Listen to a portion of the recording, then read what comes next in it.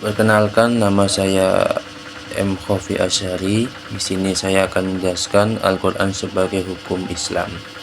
Al-Quran merupakan kitab suci umat Islam yang berisi firman-Nya Allah Subhanahu wa Ta'ala yang diturunkan melalui malaikat Jibril kepada Nabi Muhammad SAW sebagai petunjuk hidup umat manusia, khususnya umat Islam.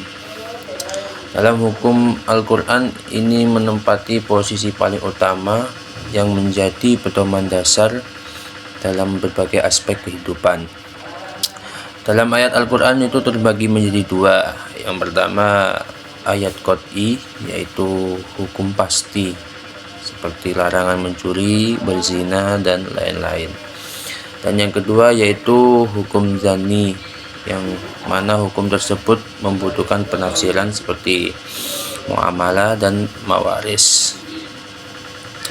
Yang kedua yaitu as-sunnah sebagai penjelas dan pendamping Al-Quran.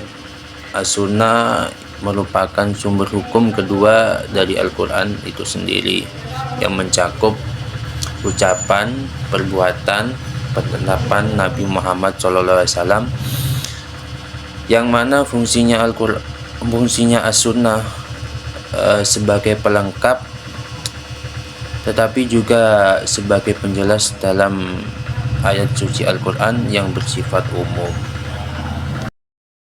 Perkenalkan, nama saya Sofi Martiana Hidayati. Di sini saya akan memaparkan materi berikutnya, yaitu tentang relasi keduanya dalam sistem hukum Islam.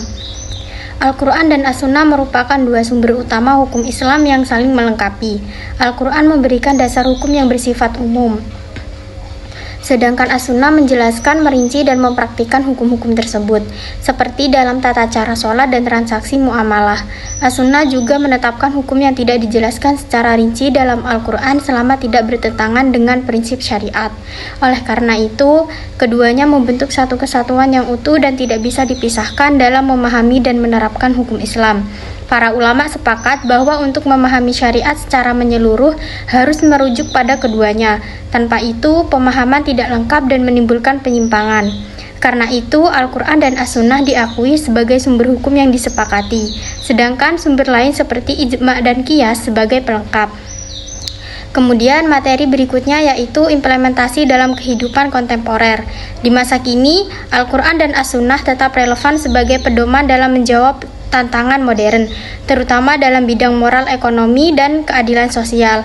Prinsip-prinsip keduanya perlu terus dikaji dan diterapkan secara kontekstual tanpa meninggalkan esensinya. Mungkin itu saja yang dapat saya sampaikan.